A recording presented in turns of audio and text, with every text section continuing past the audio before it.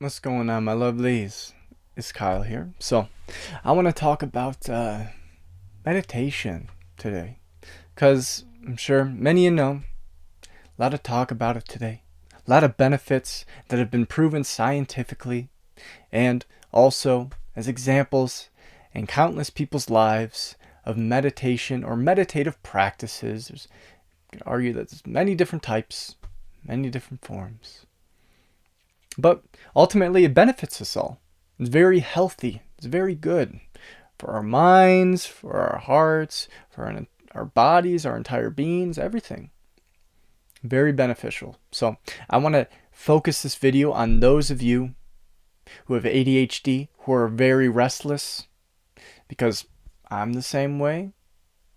And yet I sincerely try my best to have some sort of meditative practice the vast majority of days. I'm not going to say I do it every day, but the vast majority of days, because at this point in time, I just love it. I love doing it. I love clicking into it because it just makes me feel great. And I'm just trying to feel good here. I'm trying to be deeply hedonistic. None of that surface level shit. I ain't got time for that. But deep goodness, feeling good, well-being. That's what I'm searching for. Meditation is one of those things that does it for you. So here's some of the tips I got for you. So I know many of you have a lot of physical energy, or you tap your feet, or you have a hard time focusing on a task unless you're really into it, unless you really enjoy it, unless it's your thing.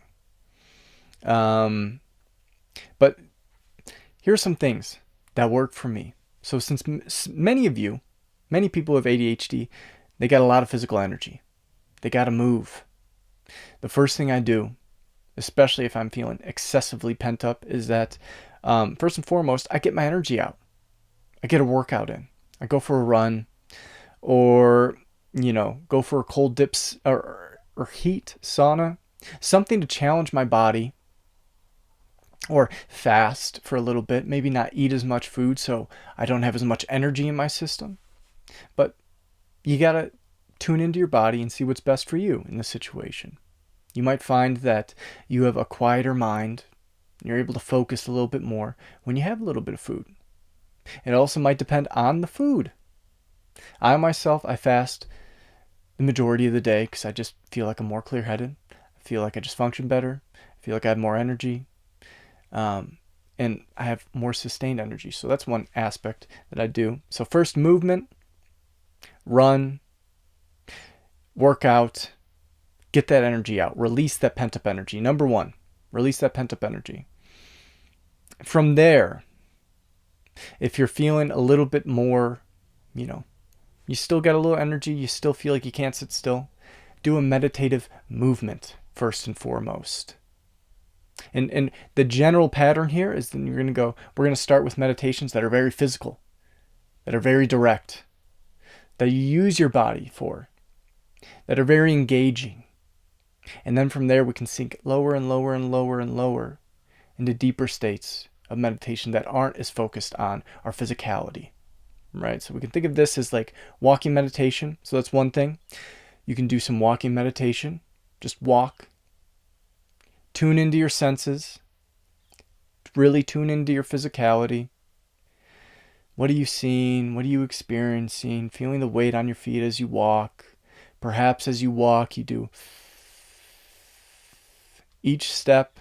You can do cyclical breathing. You can do a breathing exercise. Each step.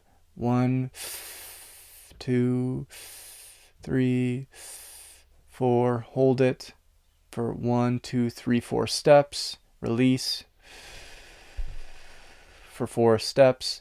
Hold the release.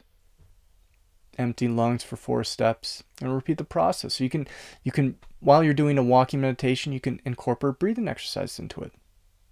You can do that. Much more physical, much more grounding, much more. But you can move around. If you have pent up energy, you can still do this meditative exercise. Or it could be a movement that you enjoy. You can, if you're into skateboarding, or you're into rock climbing, or you're into running, really focus your energy on making that a meditative movement where you're trying to be present, where you're trying to release any thoughts or distractions, and really just try to sink into what you're doing. So that can be the first step. After you release your pent up energy, in however way you do that, do a meditative movement. You know, and there could be a lot of different things here. And then from there, perhaps you can do some breathing exercises, sitting breathing exercises. And if you have a lot of energy, I find that doing more intense breathing exercises, such as the Wim Hof method, such as the breath of fire, it's a higher pace, more intense. And then from there, once you kind of click into that, then you can lower to more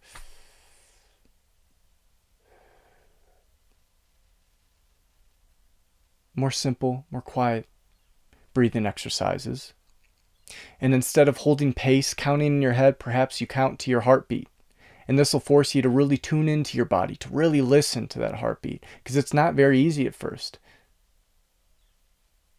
to just feel your heartbeat without feeling your pulse.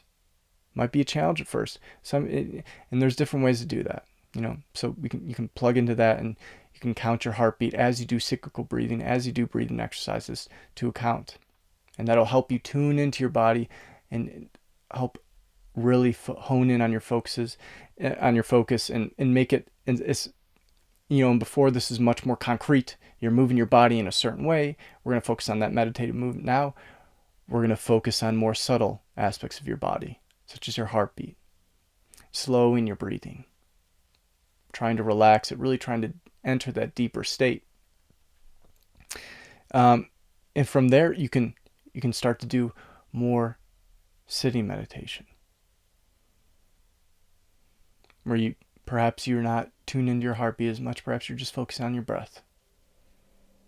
And you might find yourself seeping into a deeper, more relaxed state, maybe in between, almost like that state where you feel like you're about to fall asleep.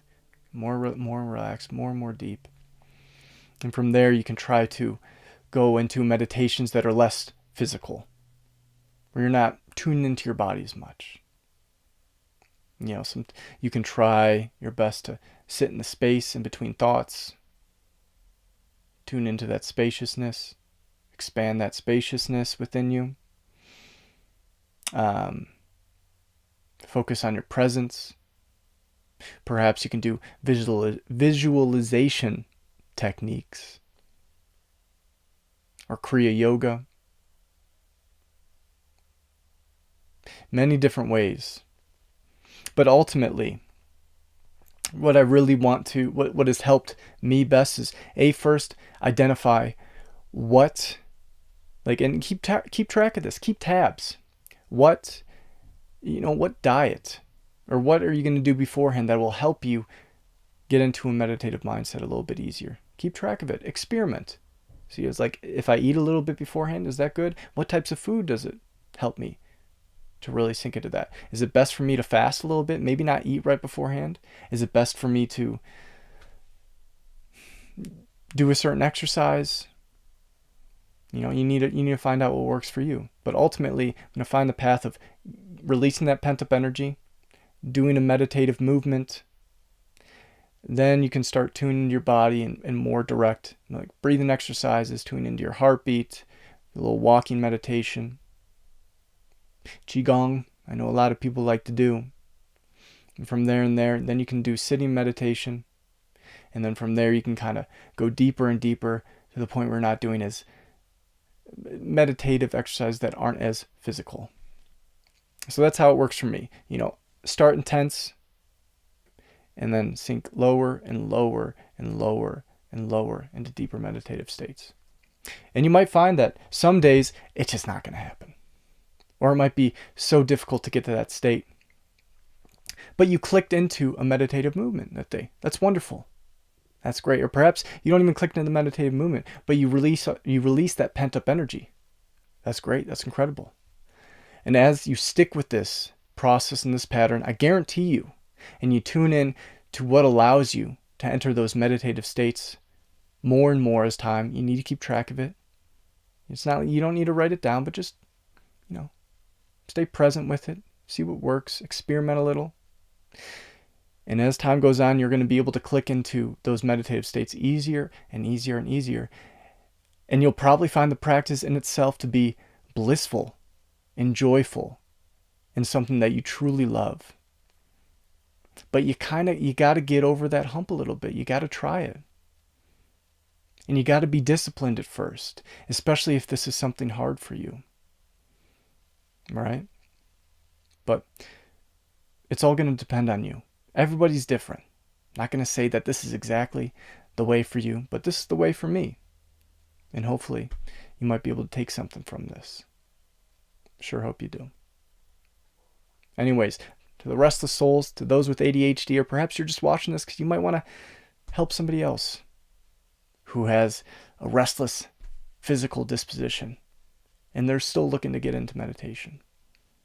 Maybe this is of help.